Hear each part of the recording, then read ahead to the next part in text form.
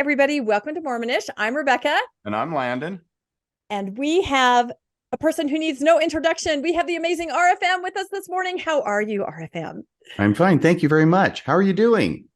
We are great. We are so thrilled that you are on Mormonish this morning. We had a few little technical difficulties. We fought through them, and here we are. So thank you so much.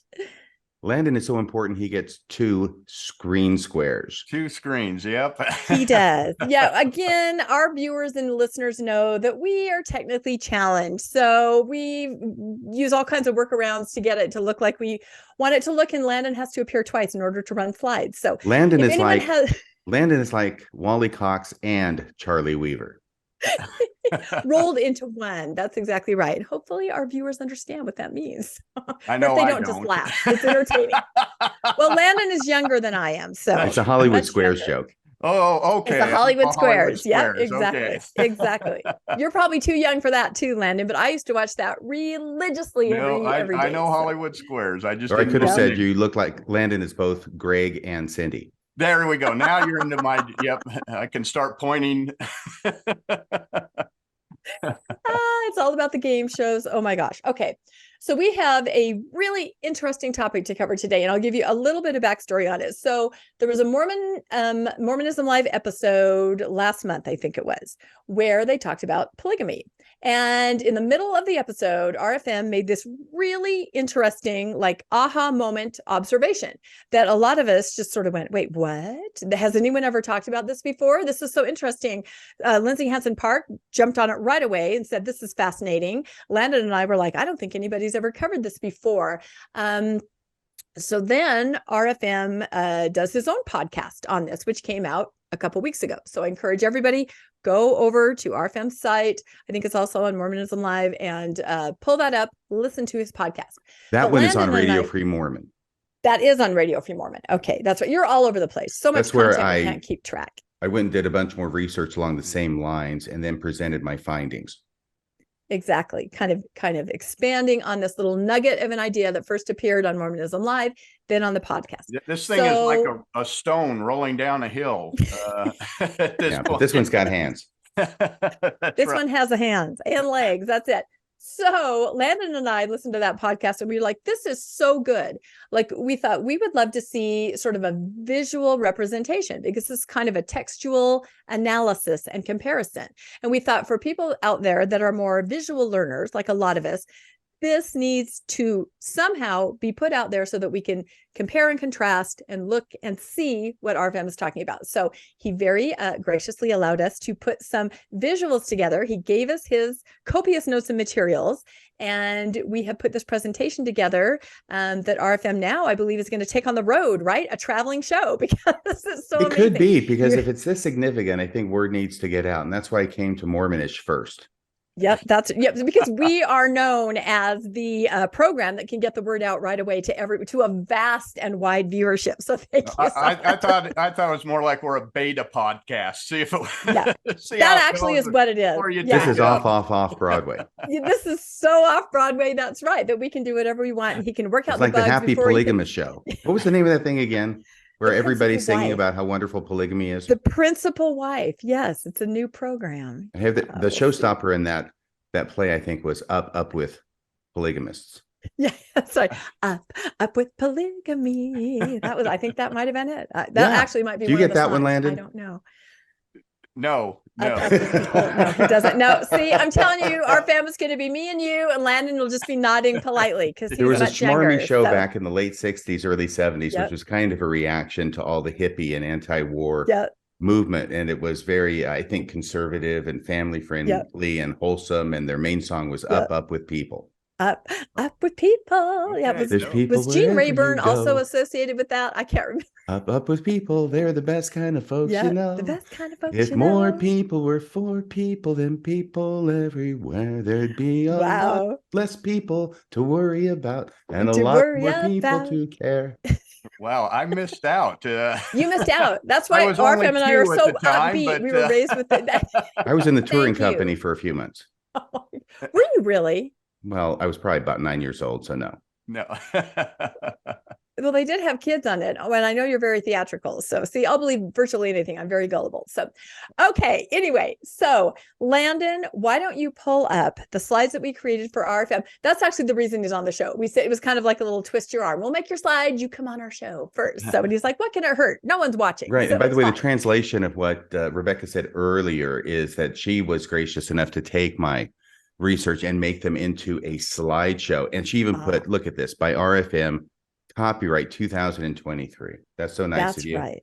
There it is. This is your show. Due, right?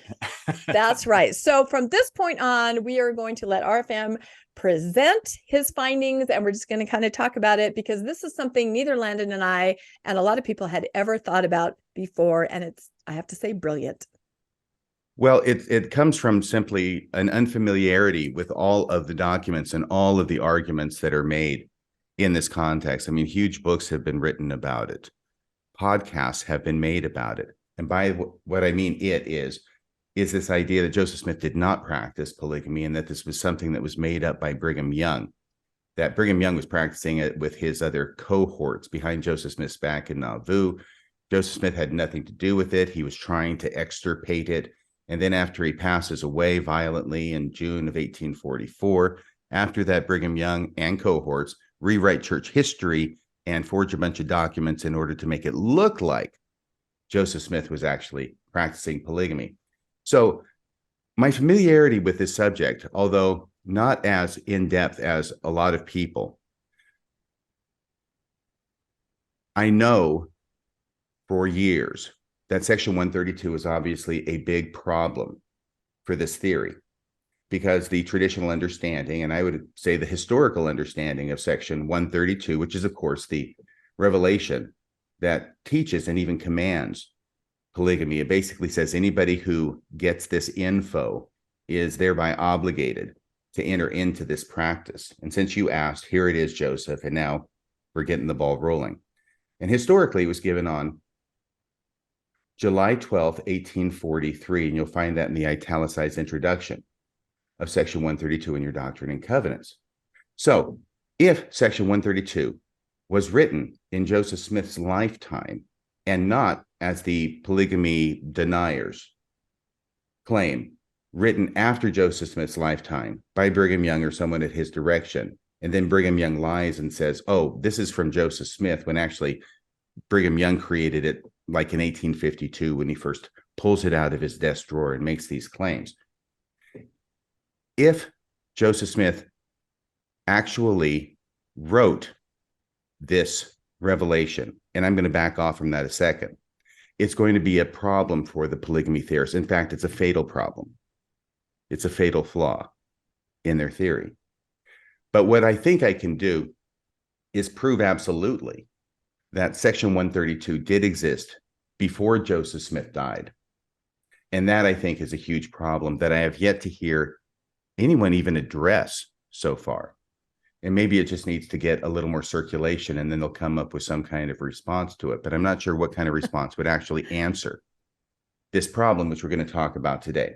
So as we were preparing, Bill and I, for this show, where he had committed with 1 week's notice to give the evidence for Joseph Smith practicing polygamy, and I knew when he said that because a caller had called in, a caller named Matt at the end of one show, and had brought this up about, well, Joseph Smith didn't practice polygamy, and Bill committed right then and there, and committed me to it as well, that on the next week's show, we would give the evidence for Joseph Smith practicing polygamy.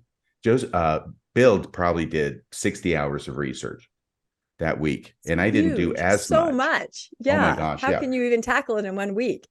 And I didn't know if he knew what he was getting himself into, but he worked hard. I worked hard, though he worked harder, trying to familiarize ourselves with the subject matter.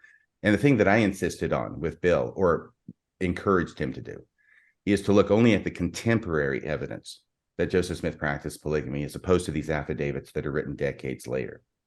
And it's not out of a desire to not believe the women, but contemporary evidence is always more compelling than statements made decades later, and which may have been made under duress. You know, they certainly have an argument that Brigham Young wanted these affidavits to use for a legal purpose in the Temple Lot trial. We don't have to get into that. In fact, I don't want to get into that. So I don't know, possibly, but it's much harder to argue against contemporary evidence. So that's what we limited our presentation to, was the contemporary evidence. Bill got into the land deeds in Nauvoo, and he has a very compelling argument to make based upon those, which he makes separately. What I had landed upon was the idea that we've got the Nauvoo Expositor, published June 7th, 1844, which is before Joseph Smith's death, and in fact is one of the things that probably led directly to Joseph Smith's death. Or if not the Nauvoo Expositor being published led to it, it was Joseph Smith's reaction to it as the mayor of Nauvoo, and having the city council declare it a public nuisance, and then sending the marshal out or the sheriff out to destroy the press. And it may be that the sheriff was just there to destroy all the newspapers, and a mob came with him and destroyed the press itself, which is obviously much more extreme. But Joseph Smith, that's what he ended up being arrested for and taken to Nauvoo on charges of treason, where he was ultimately killed. Yeah, Landon? He was taken to Carthage, not Nauvoo. Oh, I'm sorry. Yes. Carthage. Thank you. He was in Nauvoo. Correct. After he left Nauvoo and then came back to Nauvoo. That's right. It was the end either way. Let's just say that. Right. And so I'm aware that the people who believe Joseph Smith did not practice polygamy, which I see as a conspiracy theory, and I don't say that to try and put them down. I try and use it as a term of art because it actually does have a meaning. And I think this is what they're engaged in. One of the things that they do is when you have journal entries in handwriting, such as William Clayton, who was one of Joseph Smith's scribes, in fact, preeminently Joseph Smith's scribe, and had journals and diaries that are extremely fact-filled and contemporary. We have a entry for him for the date in question, July 12th, 1843, where he says, you know, he spent the morning writing down this revelation from Joseph Smith about how Abraham, Moses, etc., and David were justified in having more wives than one. And it was 10 pages long, which sounds a lot like Doctrine and Covenants, section 132. But the response from the people who are against that idea, the polygamy deniers, is to say, oh, well, that was just written in later, because it's handwriting. So they have this practice of waving away contradictory evidence, and even very contradictory evidence like William Clayton's journal entry, as, oh, well, that was just written in later. Now, the significance of a newspaper is that you can't change it later. You can't go back to the Nauvoo Expositor and go writing in hand notes between the lines without it being obvious what you're doing. So a newspaper crystallizes what it is that's the contents of that newspaper on the date that it was published. And that's what we have here with the Nauvoo Expositor, June 7th, 1844. We know that everything that was written in this newspaper was published on that date, and not after Joseph Smith's death. There was no tampering with it. The newspaper does not admit to tampering. And by admit, I mean allow itself to be tampered with. And in the Nauvoo Expositor, finally laboring toward the point, are 3 affidavits from individuals who claim that they either read and or heard read the revelation on plural marriage. Basically, what we would have today as Doctrine and Covenants, section 132. If the polygamy deniers are incorrect, okay, it would be section 132, which is the revelation on plural marriage. Obviously, it wasn't section 132 until 1876, much later, when it got added to the Doctrine and Covenants. So when I'm saying section 132, it's as shorthand for that revelation. So there are 3 affidavits contained in the June 7th, 1844. It's the only edition of the Nauvoo Expositor on account it got destroyed. There are 3 affidavits from individuals, once again, claiming to have read and or heard read the revelation on plural marriage. And when you take all 3 of these affidavits together, and I see you have them redlined here on the screen, that's all 3 of the affidavits. They're not that long. Mm-mm. But when you look at them, they end up describing in every material respect the contents of Section 132. So my position and my argument is that we can prove that Section 132, or a document that was in all material respects identical to Section 132, did in fact exist prior to Joseph Smith's death, and in fact prior to June 7th of 1844. Which I had never heard before. No one has heard this before. Well, it seemed obvious to me. I'm sorry. Yeah. And I'm attributing this to my ignorance on the subject, right? So I'm not into all of these rabbit trails and all these explanations and all these redefinitions of words that the polygamy deniers go into. Right. But I looked at this and I thought, well, if we've got 3 affidavits here in this newspaper, why don't we just look at them and see if they match Doctrine and Covenants Section 132? And what happens is that not only do these 3 affidavits taken together, and it's William Law, Jane Law, and Austin Cowles, those are the 3 affiants, not only do they match Section 132 in every material respect, they get nothing wrong. There is nothing that they describe as having seen or heard in this revelation that is not in Section 132. All it is hit, hit, hit, hit, hit. Sometimes not only talking about the general principles, but even the exact language that we find in Section 132. Yeah, which is why it's a smoking gun. That's what I felt. It was absolutely a smoking gun right there. And that's why I felt there has to be visuals so we can see these. So that's what we're going to do next. But I think, if you don't mind, RFM, is it okay if we read sort of the description of the people and why they would have, because to me, this was very interesting to kind of dig into them. So maybe Landon can do that. And I will say, so you'll see in the center of the slide, there's a picture of William Law. To the left, that's Austin Cowles. And then I could not find a picture of Jane Law, but I thought this was kind of funny. I used for my first time AI. I know Bill loves to generate pictures, right, with AI. So I thought, okay, I'm going to try this. And I typed in Nauvoo era woman angry at Joseph Smith. That is the instruction that I gave AI. This is what popped up. So I think it might be an amalgam of all the women that were just out to get him. But I to me now, that is Jane Law. That really looks like someone that's just like, oh my gosh. So anyway, Landon, maybe you very quickly could just read the description of who are affiants, a new word that we learned as we prepared for this. Landon and I at least learned it. Of course, RFM knows it professionally. Why don't you read the descriptions, and then we'll just dive right into all of these discoveries, because this is just amazing to me. Sure. Yep, absolutely. William Law and his wife, Jane Law, joined the Church of Christ. That was the name of the church at the time, in 1836 in Canada. It was actually the Church of the Latter-day Saints then. Oh, it would have been called that. Okay. Yeah, they changed it several times. I know that. So 34 to 38, it was Church of the Latter-day Saints. Oh, okay. Perfect. Well, they joined in 1836 in Canada. And then in 1839, Law led a group of Canadian saints to Nauvoo, Illinois. And in 1841, Joseph Smith chose him to be a member of the first presidency. So this guy is presidency. Like, yeah, this important. Is like Oaks, right? This is like high up. Yeah, right next to him. He was also a member of the Nauvoo City Council. Over time, Law became troubled by certain practices of Smith. He felt Smith was confusing church and state roles in Nauvoo by evading extradition to be tried for crimes in Missouri. He also thought Smith used his church authority to sway political outcomes. However, it was Smith's covert practice of polygamy and his alleged advances towards Law's wife, Jane, that caused Law to completely separate himself. Rumors circulated that Smith had made several proposals to Jane under the premise that she would enter a polyandrous marriage with Smith. Law and his wife confirmed these rumors were partly true. On April 18th, 1844, First Presidency member William Law and his wife Jane were excommunicated from the church. In absentia, by the way. Which means they weren't there. They weren't notified, and they weren't there. Okay. It was a Star Chamber proceeding.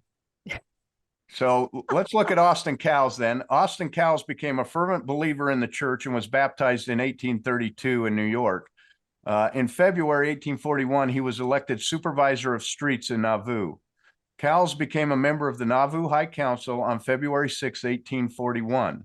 A month later, on March 30th, he was appointed counselor to Nauvoo Stake President William Marks. Can I stop there for just a second, Landon? Yeah, he was the first counselor in the Nauvoo Stake presidency. Now, nowadays, we don't think of that as being much compared to the first presidency. But at this time, the position of being the president of the Nauvoo stake was on a par with being, pretty much anybody except for Joseph Smith, right? It's a very powerful position because it had not yet been cemented or organized in such a way as that the apostles are above the stakes, okay? Yeah. At this time, the apostles and the stakes are equal. The apostles simply have authority in places where there are no stakes organized. But the stake president has the authority where the stake is organized. Obviously, Joseph Smith is over all of it where it's organized and not organized. But that's why William Marks had a definite claim, which he did not pursue. But he had a definite claim to becoming the president of the church after Joseph Smith died. And Emma Smith encouraged William Marks to pursue that, but he chose not to. So when you're talking about a first counselor in the Nauvoo stake, when you're talking about a counselor in the Nauvoo stake presidency, that's a very high position. Okay. And this is really interesting about him. On December 1st, 1842, Cowles' daughter, Elvira, had married Jonathan Holmes. 6 months later, on June 1st, 1843, Elvira, still married to Holmes, married Joseph Smith as a polyandrous plural wife.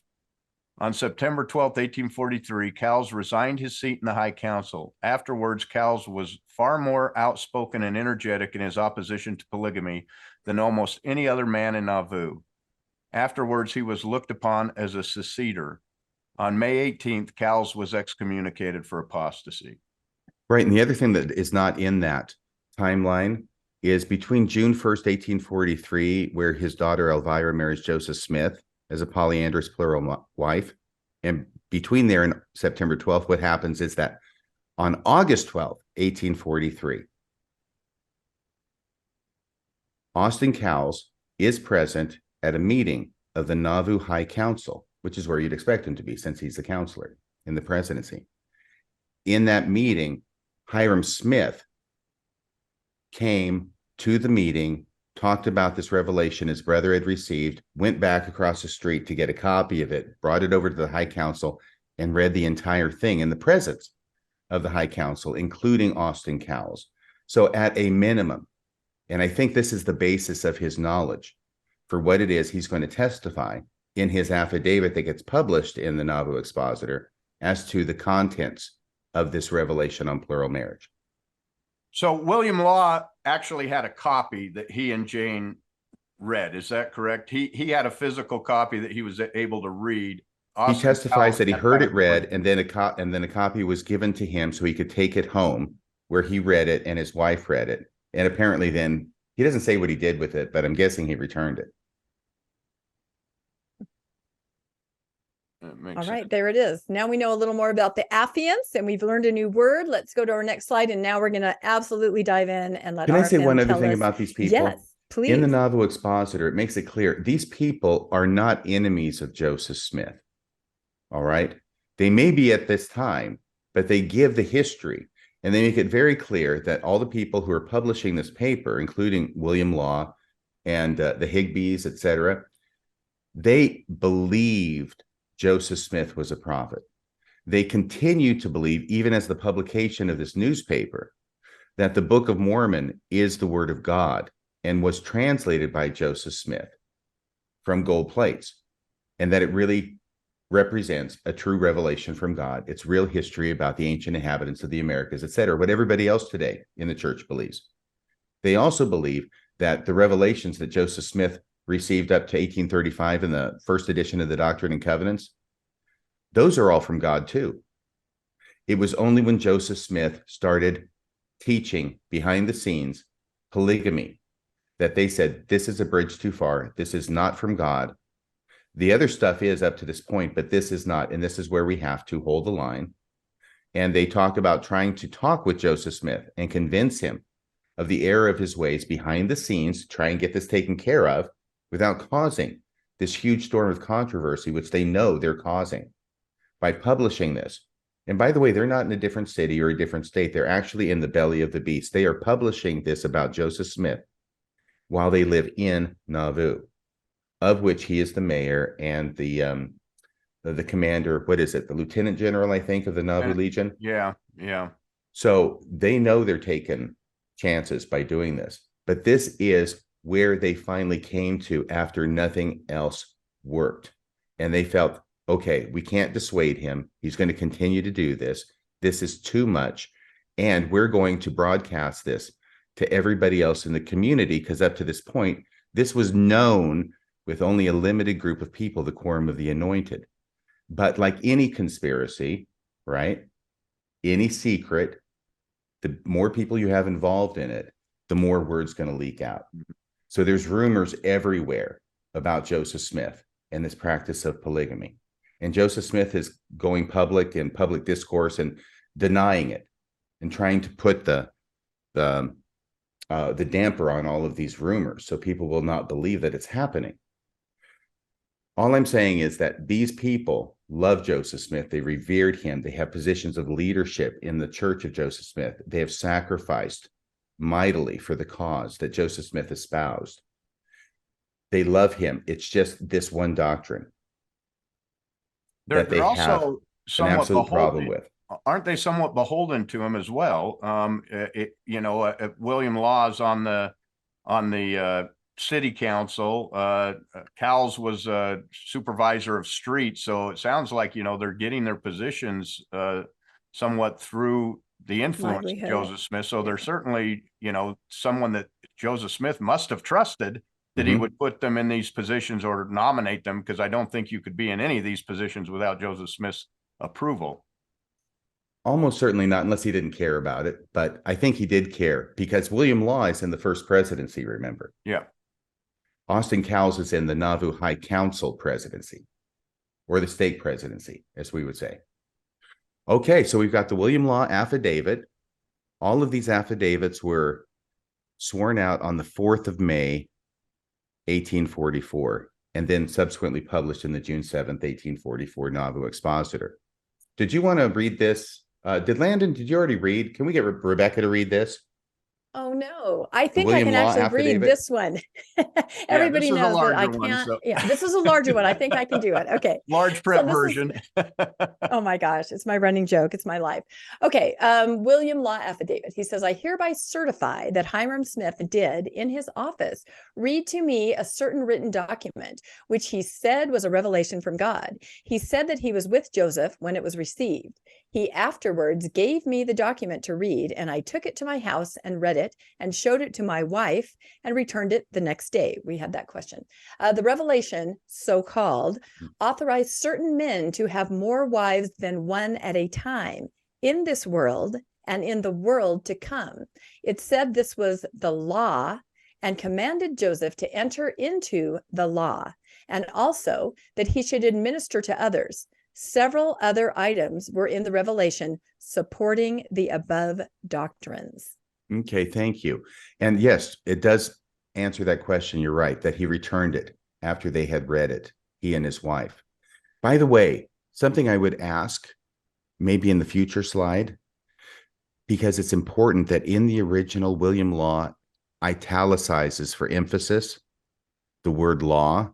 And I think it's more than just because it's also his last name. But he said this was the law. It said this was the law. Law is italicized in the original.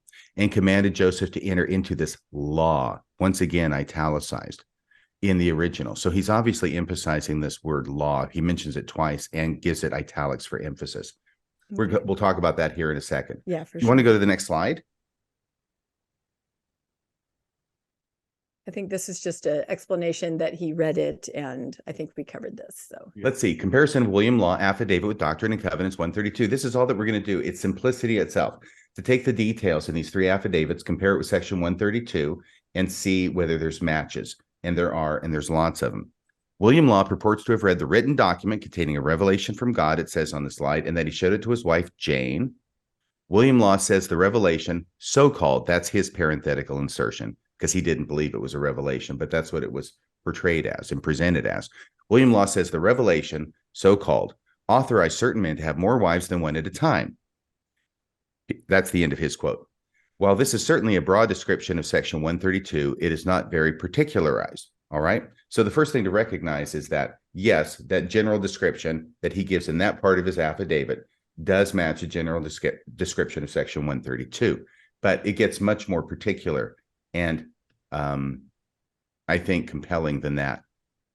So more particularized is William Law stating that the revelation to have more wives than one in this world and the world to come. So it's in this world, it's in the world to come.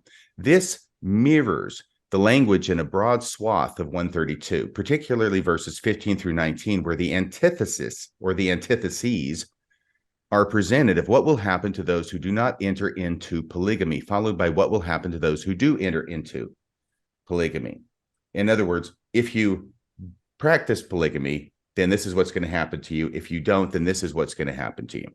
Okay, so therefore, section 132, verse 15, we're comparing what William Law said there. Therefore, if a man marry him a wife in the world, and he marry her not by me nor by my word, and he covenant with her so long as he is in the world, and she is with him, their covenant and marriage are not of, and she with him, their covenant and marriage are not of force when they are dead and when they are out of the world.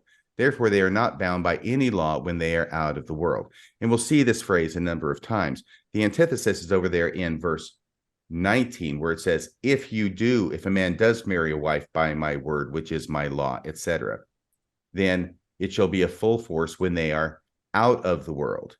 And we find other references to this in the world or out of the world in verse 30 as well. So this mirrors the language of William Law stating that when he looked at this revelation, he recalled and swore an affidavit that said that the revelation to have more wives than one was, quote, in this world and the world to come. Okay, so that's the point of that slide. Any questions or comments? That's quite a few. That's pretty obvious there. That's not usually a term that you would just pull out of your hat. I don't know. Was that a common phrase in the early church, or is when you say this is particularized, it seems like, yeah, he definitely had read this and knew that it was, those words were in there a lot. Right. And once again, we're talking about a person who has seen and read a document which is of some length, and he's recalling what it is that was in it. So the fact that it does get repeated a number of times makes it easier to understand why it would be more impressed on his memory for recall later.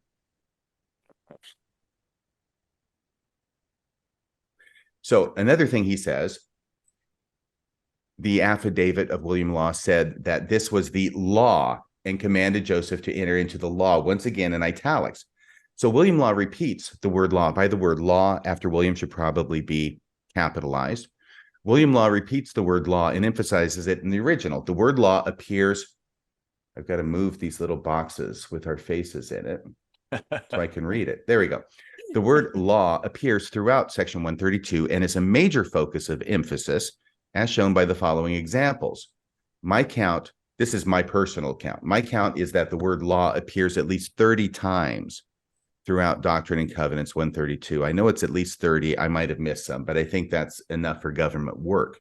It is reasonable that this is why William Law remembered this so specifically, repeated it twice in his affidavit, that should be in instead of and emphasized the word law. Are you taking notes on this, Rebecca? I'm taking mental notes. Yes. I'm writing it down. I'm writing it down. Yeah. Thank you. Thank you for that.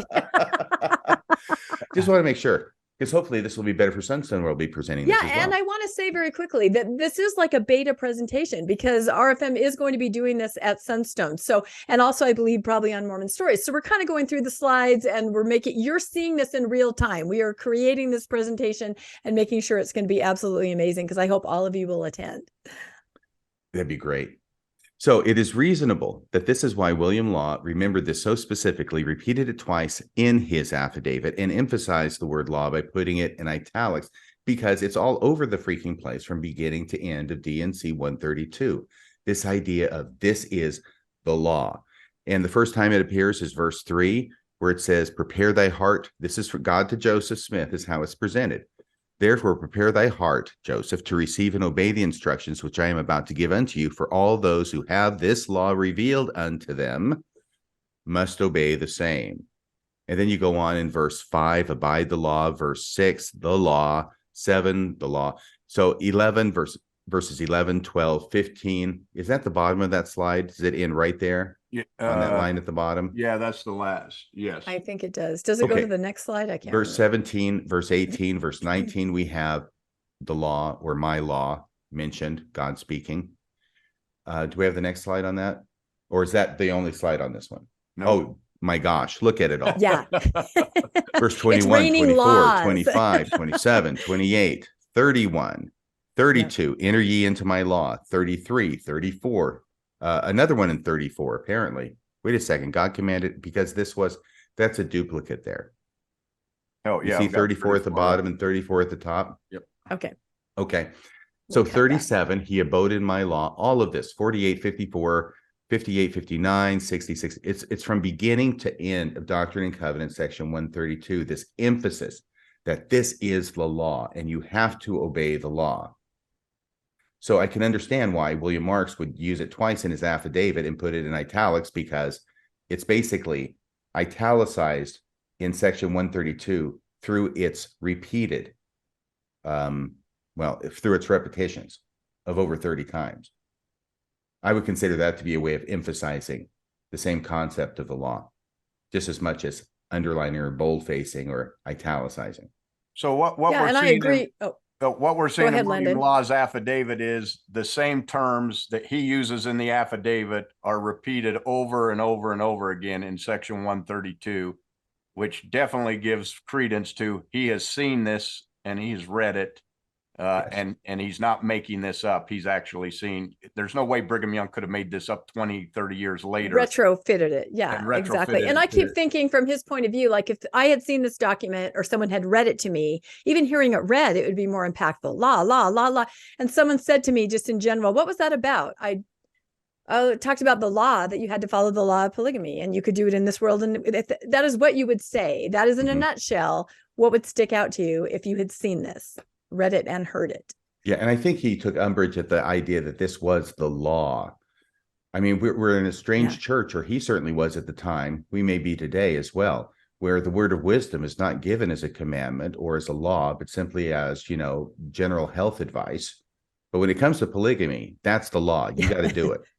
This is the law. This is what you choose to be the law. It's kind of like that, right? Nothing else is, but it probably shows William Law's thinking too, though, because he said it's a so-called revelation, or whatever the term was he used, so-called, that he kept hearing that it's the law, but he didn't believe it was the law. So that probably even stuck with him more, that he's calling this a law, like that I have to obey this. And I have a problem with that. I can't believe this is a law that I have to live by. Right. So so far it sounds like William Law actually saw a document that looks a lot like section 132, and he's describing that in his affidavit. But there's more. I guess there is more. There's even more verses. It just keeps going. Yeah, there's more law. So you got it in verse 64 2 times, verse 65 2 times, and verse 66. That's the last verse. There's 66 verses in section 132. From beginning to end, you've got the law over and over again. Okay, now there's more. He also says in his affidavit, William Law does, that this revelation he saw and read said that Joseph Smith should administer this to others. Not only was he commanded to enter into it, which we have there in verse 3, but he was also commanded that he should administer this plural marriage to others. And we find that as well in section 132. You got verse 44. Then shall you have power. Once again, this is all from God to Joseph Smith. Then shall you have power by the power of my holy priesthood to take her and give her unto him that hath not committed adultery. All right. So that's if, in the off chance that if she hath not committed adultery, right, but is innocent and hath not broken her vow, and she knows it, and I reveal it unto you, my servant Joseph. Then shall you have power by the power of my holy priesthood to take her and give her unto him that hath not committed adultery, but hath been faithful, for he shall be made ruler over many. Then you get to verse 46. Verily, verily, I say unto you that whatsoever you seal on earth shall be sealed in heaven, and whatsoever you bind on earth in my name and by my word saith the Lord, it shall be eternally bound in the heavens, and whosoever sins you remit on earth shall be remitted eternally in the heavens, and whosoever sins you retain on earth shall be retained in heaven. Then finally, verse 48, it says, and again, verily I say unto you, my servant Joseph, that whatsoever you give on earth, and to whomsoever you give, anyone on earth, by my word and according to my law, it shall be visited with blessings and not cursings. So right there, and especially in verse 48, it's clear that 132 does give Joseph Smith the power and the injunction to administer this plural marriage to other people. So once again, William Law, right on the money. Right on the money. That's it. That's quite a coincidence. Yeah. Yeah. And that's the thing. What a coincidence. I mean, how would that even be possible? Which is why I consider this a smoking gun right there. Well, thank you. I think it gets better because the collective witness, shades of Jacob Hansen, the collective witness of all three of these people, they say some things that the others say, and we'll see this at the beginning of Jane Law's affidavit, but they also say things that other people didn't say. Different things about this revelation stick in their memory, and they write it down. And by the time we combine them all, we've got pretty much the whole revelation.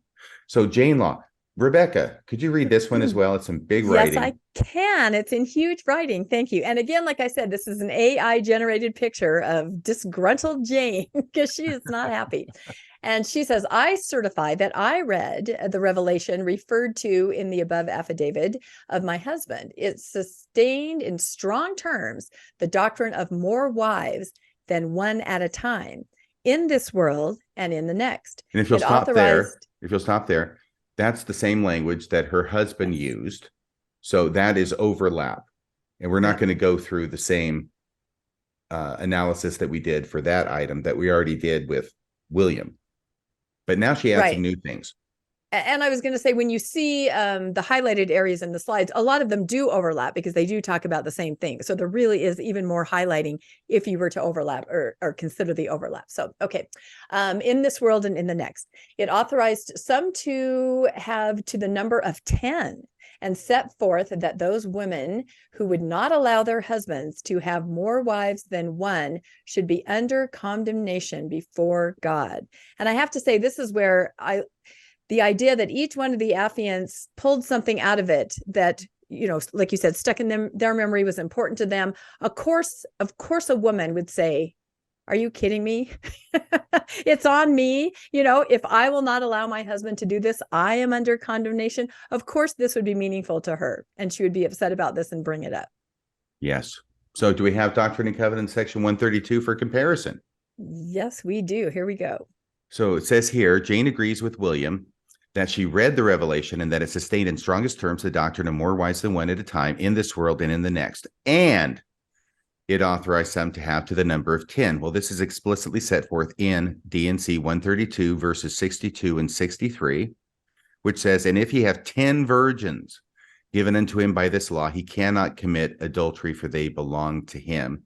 And in verse 63, it says, but if one or either of the 10 virgins, after she is espoused, shall be with another man, she has committed adultery and shall be destroyed, etc.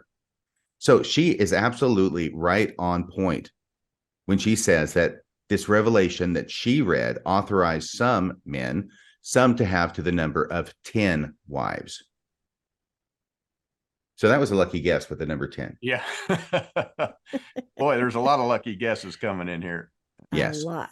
So she's right on point about that. Any comments about that before we go to the next slide? Just why is it always virgins? Why? And I don't think the ones he took were virgins. No, they weren't. It's hard to find a virgin in Nauvoo. This is what he's laying out. Oh, my goodness. So Jane goes on to say, the revelation, quote, set forth that those women who would not allow their husband to have more wives than one should be under condemnation before God. This is reflected in the law of Sarah, which comprises the last section of 132. So the last part of section 132. It's just section, you know, it means section in the Doctrine and Covenants. It's like a title chapter. All I'm saying is that the last section of 132 is needlessly confusing. Probably should be the last part of section 132. Anyway, that was my mistake, by the way.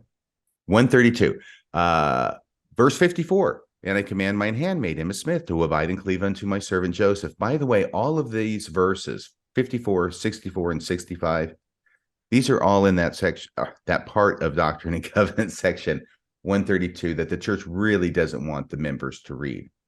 And that's why in the teacher's manual, it only goes up to verse 26 of Doctrine and Covenants 132 every 4 years when it comes around in the church history section. And toward the end of the year, it says, go up to verse 26, and it's in the student's manual, at least it was the last time I taught, that you only go up through 26. And apparently nobody in my class ever asked, well, how come we don't read the entire Revelation like we do with all the others? So anyway, there's a reason. Did you ever wonder that as a teacher? Did you ever wonder that? Because I'm sure you read all of it. Did you ever wonder as a teacher, I wonder why I'm not? By the time I was teaching, I was pretty able to figure out exactly why. So verse 54, and I command mine handmaid, Emma Smith, to abide and cleave unto my servant Joseph, and to none else, but if she will not abide this commandment, she shall be destroyed, saith the Lord. For I am the Lord thy God, and will destroy her, if she abide not my law. So what is made specific to Emma in verse 54 then becomes generalized to any other woman in her position. In verses 64 and 65, which says, and again, verily I say unto you, if any man have a wife who holds the keys of this power, and he teaches unto her the law of my priesthood, as pertaining to these things, then shall she believe and administer unto him, or she shall be destroyed, saith the Lord your God, for I will destroy her. And then finally, verse 65, it's talked about destroying and destruction of women who don't go along with this. But in verse 65, it calls them a transgressor. Therefore it shall be lawful in me, if she receive not the law, for him to receive all things whatsoever I, the Lord his God, will give unto him, because she did not believe and administer unto him according to my word. And administer unto him means go along with plural marriage. And she then becomes the transgressor. And he is exempt from the law of Sarah, who administered unto Abraham according to the law, when I commanded Abraham to take Hagar to wife. So as you know, this is all the law of Sarah, which means that a woman in this position has the right to give an upvote or a downvote on any new wife her husband wants to marry polygamously. And if she gives the upvote, then he can marry her. And if she gives the downvote, then he can marry her. And yes, you heard that correctly. Yeah. If she gives the downvote, he can still marry her, but now she's the transgressor, and she's the one that the Lord is going to destroy.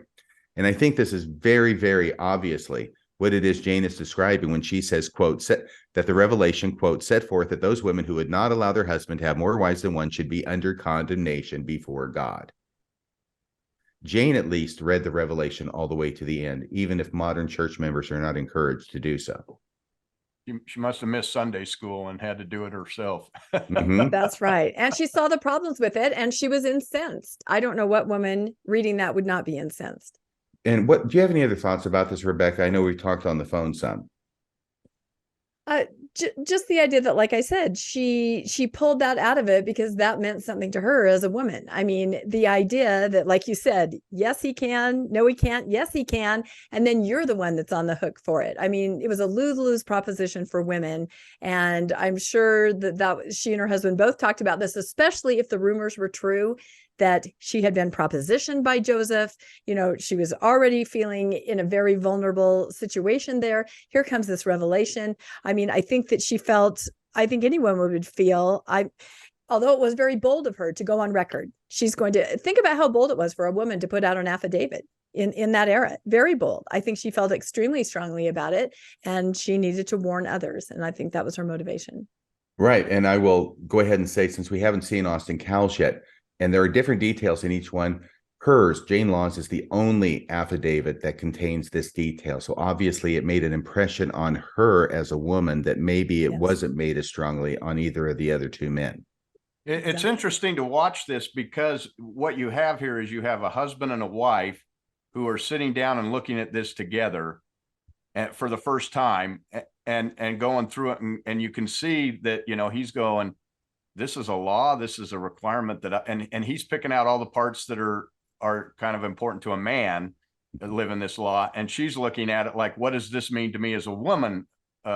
This new revelation.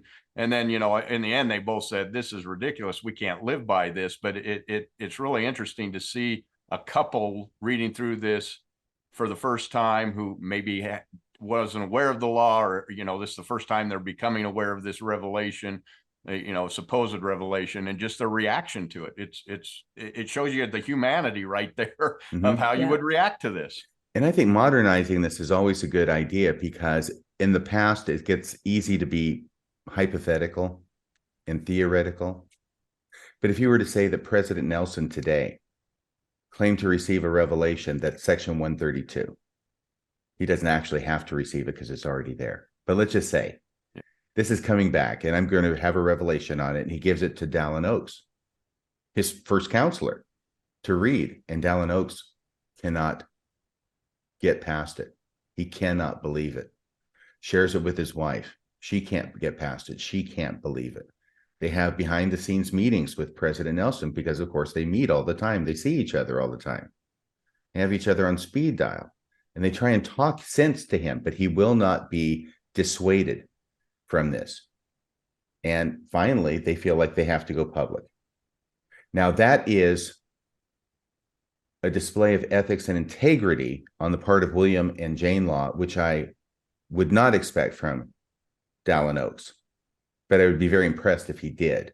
But based on his track record, I don't think so. He's totally a company man, regardless of what it is he has to support. But that's what it would be like if it were happening today. Well, and I had this thought just right now.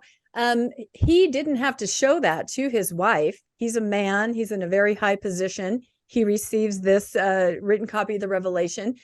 It speaks to their relationship that he took it home and he said, oh my God, honey, look at this. What is this? You know, and they went over it together. He did not have to do that. He could have just said, I got this, and this is what we're going to do. But they worked through it together, and they looked at it and they talked about it.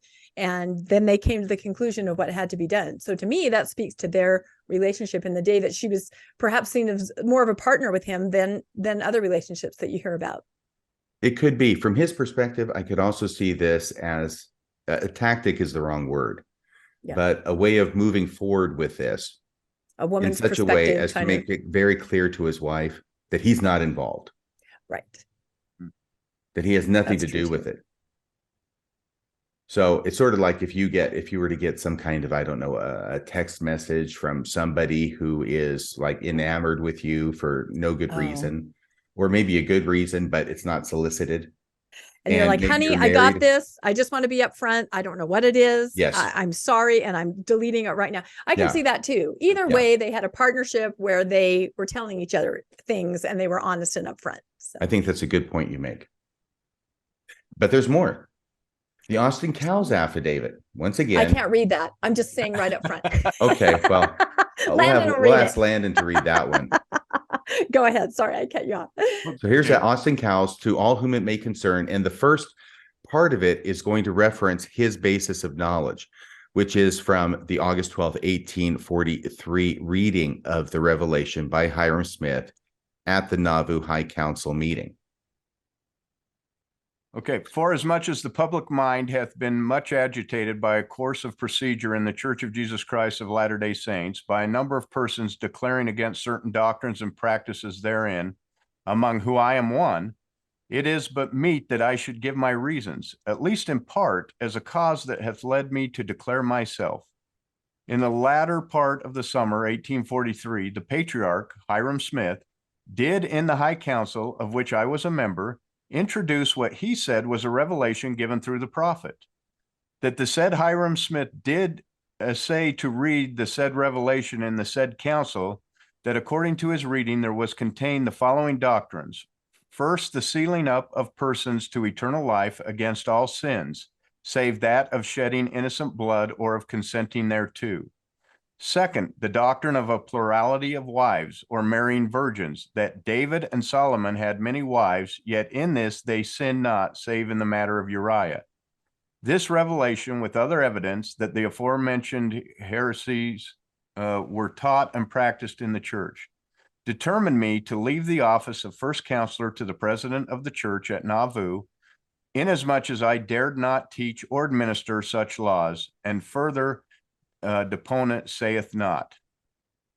Okay, so Austin gives us a bunch of other details, which we can check against 132. By the way, can I mention something about under his second item, the doctrine of a plurality of wives or marrying virgins, that then there's quotation marks. David and Solomon had many wives, yet in this they sinned not, save in the matter of Uriah. In the original, there is no closing quotation mark. There's only the opening quotation mark before David. And it would seem obvious from the revelation that the closing quotation mark should go after Uriah, period, in quotes, okay? Because then he goes into his own voice again, this revelation with other evidence that the aforesaid heresies were taught. The reason the quotation marks are important is because he is doing his best to actually remember and quote this part, which stuck out to him, and which we will find the exact same language that he says he's quoting from this revelation. We find it in section 132. And again, it's interesting because we see a different perspective from the husband and wife. We see a high council member being instructed in a meeting, you know, first, these are the two doctrines that they wanted us to walk away from this with. Right. And Austin Cowles, he takes extreme issue with the idea that basically the second anointing, that a person can be sealed up to eternal life. And this is one of the other main components of section 132. And we find it in verse 19 and in verses 26 and 27. And it says, if a person, I'll just read it real quick. I think most people already know what I'm talking about. And again, verily I say unto you, verse 19, if a man marry a wife by my word, etc., etc., etc. This is if you do it the right way, by the priesthood, right? Then shall it be written in the Lamb's book of life that he shall commit no murder whereby to shed innocent blood. And if ye abide in my covenant and commit no murder whereby to shed innocent blood, it shall be done unto them in all things whatsoever my servant hath put upon them in time and through all eternity, and shall be a full force when they are out of the world, and they shall pass by the angels and the gods which are set there to their exaltation and glory in all things, as hath been sealed upon their heads. So there's this idea of the sealing, and that you are sealed up unto eternal life, and nothing can shake that unless you do this thing called murder, whereby you shed innocent blood. So in verse 26, it repeats the same idea. Verily, verily, I say unto you, if a man marry a wife according to my word, and they are sealed by the Holy Spirit of promise, according to mine appointment, and he or she shall commit any sin or transgression of the new and everlasting covenant, whatever, and all manner of blasphemies. And if they commit no murder wherein they shed innocent blood, yet they shall come forth in the first resurrection and enter into their exaltation. See, verse 26 is extremely pellucid in this regard. 19, you can get the sense of it. 26 comes out and hits you over the head with it. Yeah, this is being sealed up unto eternal life. So, and finally, verse 27 adds, the blasphemy against the Holy Ghost, which shall not be forgiven in the world nor out of the world, is in that ye commit murder wherein ye shed innocent blood, and assent unto my death. So Austin Cowles is accurately describing not only these three verses, but this is a hugely important and separate principle that is set forth in 132, in addition to plural marriage. So he's remembering this. So he said, first, this is the first thing that was in there that he had trouble with. First, the sealing up of persons to eternal life. This is his words, Austin Cowles, against all sins, save that of shedding innocent blood or of consenting thereto. All right, so he's looking at something that is obviously contained in these verses, 19, 26, and 27. Wow, any comments? That's pretty damning. That is a specific doctrine. It's so specific. And I don't know if it was taught before this time or if this is the first time they're hearing it. If I read through this, I wouldn't immediately pick up, oh, I can, as long as I don't kill anyone, I could, and I do this sealing, I get to go on to my exaltation. It must have been discussed pretty heavily in the meeting to where they all got the understanding of what these two doctrines were. So yeah, this is pretty specific here. I think that what's going on here is that there's an association between entering into plural marriage, which happens only if you're in the quorum of the anointed, this super elite group, quorum of the anointed. And if you enter into it, then you're also being sealed up unto eternal life. That's part of the, the benefits, right? Yeah, the bargain. That's the big perk of entering into plural marriage, is that you'll be sealed up unto eternal life. And we see that in Joseph Smith and how he presents it, say, to the Kimballs about their daughter and other people, that if you enter into this, then you will be saved and your whole family will be saved through the fact that you're entering into plural marriage. So there's this connection between entering into plural marriage and being sealed up into eternal life, which is reflected here in section 132 in these verses. But once the church started defining celestial marriage as something other than plural marriage, let me go ahead and make this clear. Celestial marriage was plural marriage. That was the term that was used to describe plural marriage. And in the 1930s, I think it was J. Reuben Clark who came up with the idea of saying, let's change the definition of celestial marriage. It's not going to be plural marriage anymore. It's going to be eternal marriage between one man and one woman. And that's how we've grown up understanding it in the church. That's what celestial marriage is. It's eternal marriage between one man and one woman, which is not how it's always been. So once you understand that, I think it makes sense as to why it is that when people today read this, the natural understanding is that if you get married in the temple, then you are sealed up to eternal life. Which is why Bruce R. McConkie had to include that very thing as one of his 7 deadly heresies. Because the idea that getting married in the temple seals you up unto eternal life had achieved such prevalence among the Latter-day Saints that he felt compelled to add it to one of his heresies and denounce it as not true. But I think this is where the misunderstanding arises. This also tells me why, I keep saying, why would so many women have agreed to do this at the time? But now that you look at it from this standpoint, that you're part of this elite group, and in order to remain in this elite group, you do this special thing that God has given to just this special group, and you're going to be sealed up, and you'll be, your exaltation will be guaranteed. There's more than just, oh, Joseph was a handsome man. There's this eliteness. I don't think that was it. Yeah. No, and you and your family, exactly. Yeah. They hold that over your head. It's a carrot dangled in front of you, your exaltation, your soul. Right. And the other side of it is not the carrot, it's the stick. And if you don't do this, then the gates of heaven will be forever closed against you. So yeah, you've got both things going. But the question gets bandied about even today. If President Nelson were to come out and say he had to practice plural marriage again, would you do it? And some people would, and some people wouldn't. And it was probably the same back in Nauvoo. Yeah, absolutely. Next slide. Okay. So second, once again, from Austin Cowles' affidavit, we've gone over the first thing that he pointed out. The second thing he pointed out was the doctrine of a plurality of wives or marrying virgins. We'll get back to the virgins here in a second. But he says that David and Solomon had many wives, yet in this they sinned not, save in the matter of Uriah, period. And I think that's the end of the quote. Look at section 132, verses 38 and 39, where he actually ends up quoting from section 132. 38, David also received many wives and concubines, and also Solomon. It goes on, but let's go to verse 39. David's wives and concubines were given unto him of me by the hand of Nathan my servant, that was the prophet in David's court, Nathan my servant, and others of the prophets who had the keys of this power. And in none of these things did he sin against me, save in the case of Uriah and his wife. Boom. Yeah, there's no doubt. He's seen this. Right. And why would that concept even exist unless it's to make way for plural marriage to be okay?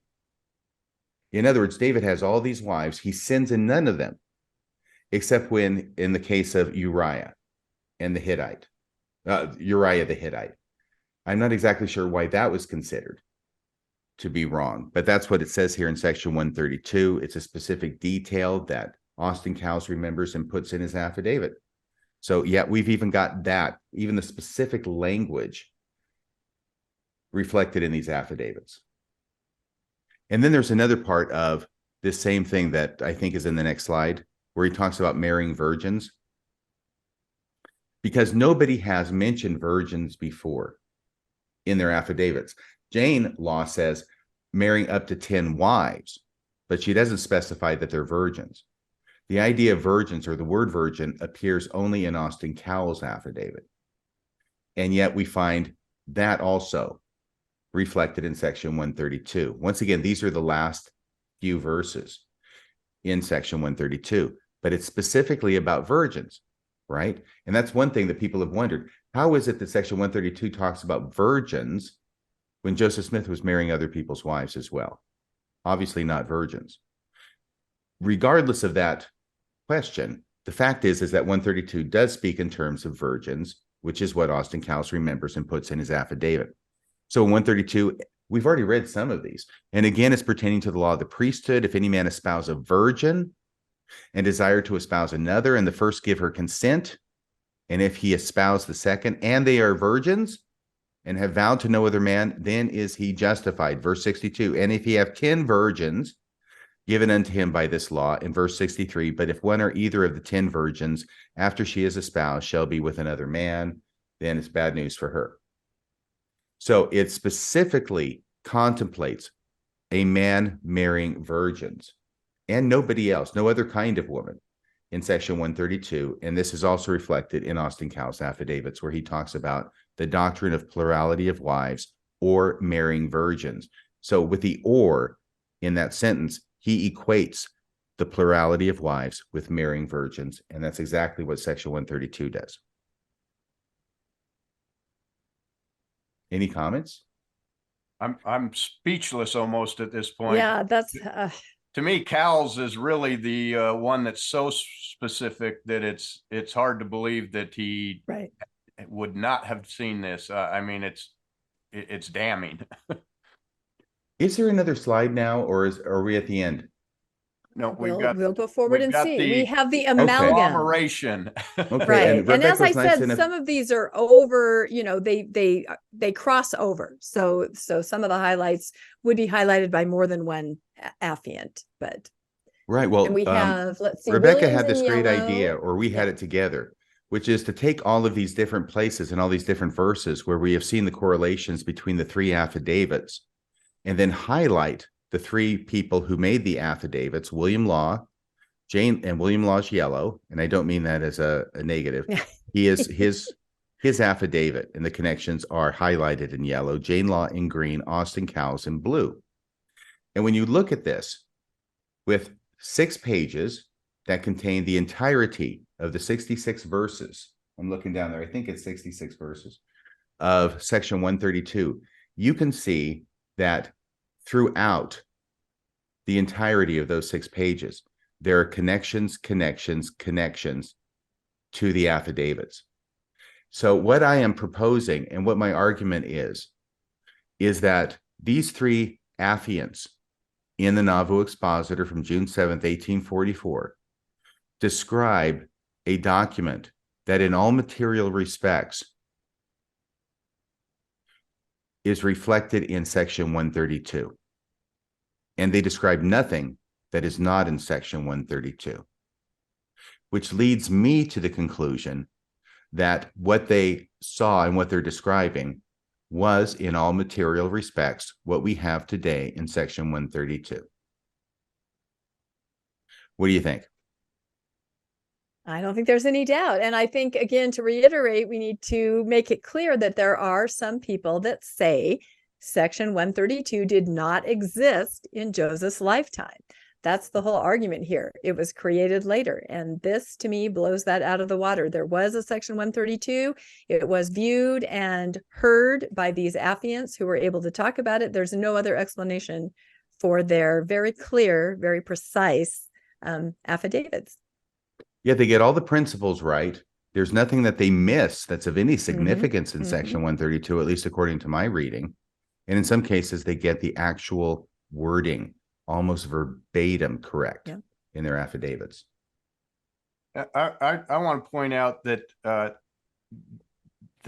this thought that 132 was not written prior to Joseph's death, that's this group that's going out saying that Joseph didn't these polygamy deniers. The church itself says this was written in Joseph's time, or the Brighamite church, if you want to call it that. Yes.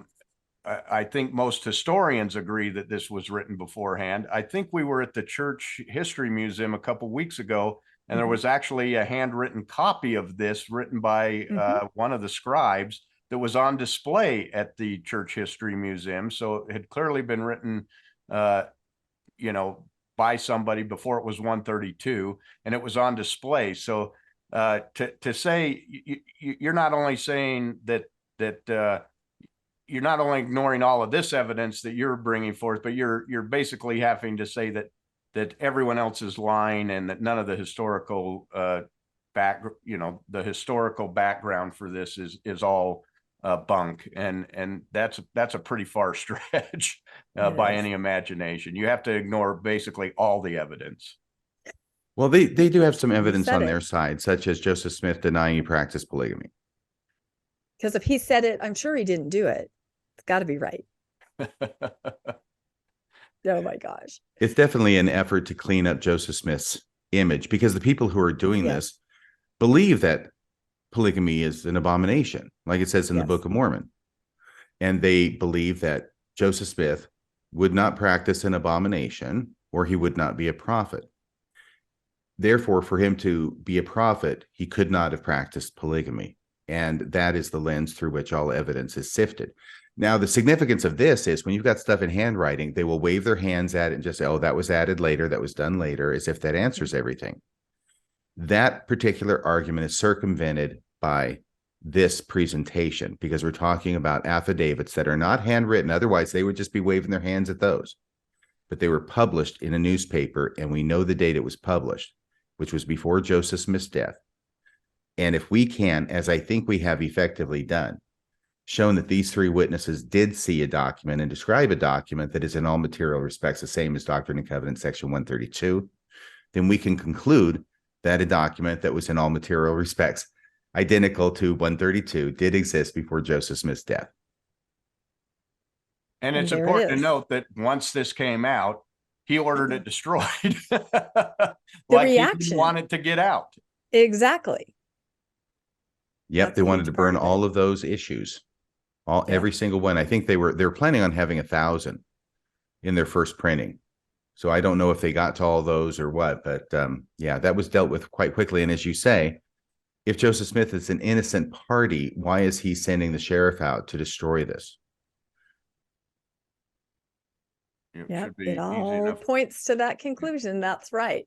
So I think we have maybe one or two more slides that Mormonish added, and then we'll go to our final. Yes, of course, it's not a Mormonish episode unless we have a Trekmo, which is Star Trek memes through the lens of Mormonism. Landon, can you read some of our favorite polygamy ones here? Sure. Yeah. The first one there says, yeah, I know your dad. We're on the Nauvoo High Council together. Evidently a requirement for the polygamy.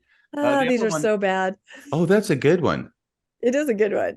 Was that Mud's Women? Is that the yes, it's Mud's gal Women. Who spoke with the Russian accent and got along really well with Chekhov? Yes. Let's name that episode. That's right. He got 1 out of 3. He got Mud's Women. Okay, next. So how long did you say they've been in the barn together? Exactly. Yeah, where it all started, right? They're out there looking at the barn. So, and this I can guess that you could guess 2 different episodes for this one. Is that Shadow with a Gun? Spectre with a gun. Yeah, it's either that say Shadow. Or it's the Annihilation Factor. I actually don't know which one. You remember the one where they get so it could be one or the other. I'm not sure. So even I don't know. I'm going to guess that's Spectre of the Gun then. I think it is Spectre of the Gun because that was the Western. Although the sky doesn't look red enough. Now our viewers are like, oh my gosh, what is happening? You've lost me. You've lost me. The geekiness is coming out. And my personal favorite that we just made, I think yesterday or the day before, the next one, the last one. And this one says, before each of you men leave on your missions, I want you to draw me a map to your house and leave me a picture of your wife. I think that's very funny. So that one makes me laugh. That makes myself laugh. So did you think about making anything regarding the contusion on Chekhov's right cheek? Yeah. This was and I don't know what episode this was. They were all fighting. I'm thinking it was Day of the Dove, perhaps. Or Could be naked time. I don't know. Anyway, when were they were all fighting? So it might have been. By the way, can we go to the slide before this? Uh-huh. Because the one on the left with that nice lavender purplish background, yes, reminds me of Jacob Hansen.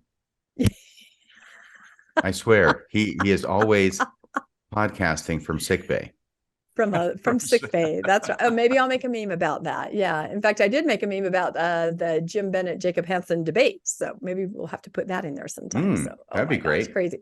Well, anyway, I like that one on the right because it makes, basically if Joseph Smith didn't issue Section 132 and didn't have polygamy as a law, wouldn't he have been guilty of adultery? Then this was just adultery. Yeah. In between with the Fanny Alger thing, he either was married to her or, of course, you can make the argument, nothing ever happened with the two, but there's a pretty strong case there. There's some pretty compelling evidence there too. Yeah. And I don't know what polygamy deniers think about the whole Fanny Alger. I think maybe they just think that was a mistake. I don't know.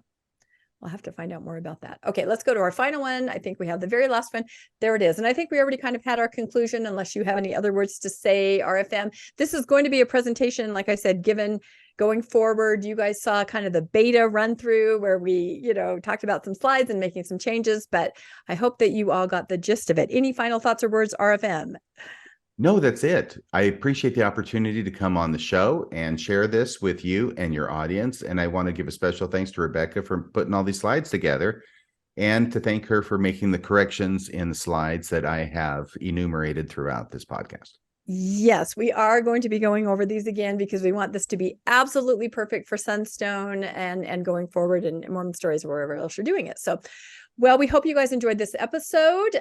Please comment. Let us know what you think. Let us know if you've even heard of this kind of concept, that there was no polygamy practiced by Joseph. It's kind of a growing concept. It's getting some legs out there, which is why we feel it's really important to address it. So please comment, tell us what you think, like and subscribe. And if you'd like to receive notifications when new episodes of Mormonish come out, go ahead and hit that notification bell. Also, we, as I always say, finally figured out how to accept monetary donations to the channel. I know some of you have been asking, and we appreciate our viewers so much. If you'd like to, we have links to PayPal and Venmo in the show notes. And we will say goodbye for now from Mormonish. Thank you, RFM. Thank you, Landon. Thank you, viewers. Bye, everybody. Thanks for joining us for another episode of Mormonish. We really appreciate our listeners and would love to hear from you if you have a story you'd like to share. You can email us at mormonishpodcast@gmail.com. You can also find us on Facebook, Instagram, and on our website, mormonishpodcast.org. And don't forget to look for us on YouTube and like and subscribe. Keep joyful, everybody.